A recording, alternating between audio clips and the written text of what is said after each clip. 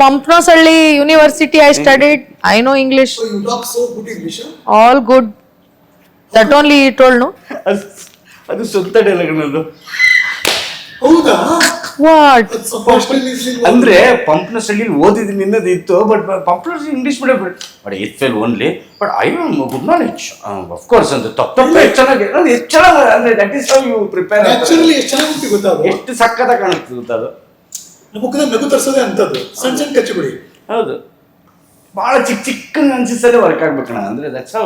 And combination work ಆಗೋದೇ ಹಂಗೆ. ನೋಡಿ, ನಿಮಗೆ ಇಂಗ್ಲಿಷ್ ಗೊತ್ತಿದ್ರು ಅಲ್ಲಿ ಮಾಡ್ಬೇಕಾದ್ರೆ ಅದು ಇಂಗ್ಲಿಷ್ ಫೇಲ್ ಆಗಿ ಆ ಇಂಗ್ಲಿಷ್ ಹೇಳ್ತೀನಿ ಅಂತ ಅನ್ಸ್ಬೇಕಲ್ಲ. ಏನು ಗೊತ್ತಾ, ಅದು ಬರ್ದಿರೋರ್ಗ್ ರೇಕ್ಸ್ ಬಂದಿರೋದು. ಅದನ್ನ ಹೇಳ್ಬಿಟ್ರೆ ಇಲ್ಲಿ ನಾನು ಚಿಕ್ಕವಳಾಗ್ಬಿಡ್ತೀನಿ, ಕಟ್ ಮಾಡ್ಬಿಡಿ. ಇದೇ ಪ್ರೋಮೋ ಎಲಿಮೆಂಟ್. ಅದನ್ನೇ ತಮ್ಮನೇಲಿ ಹಾಕ್ಬಿಡ್ತೀನಿ ದೊಡ್ಡದಾಗಿ, ಬೈ ಅರ್ಚನಾ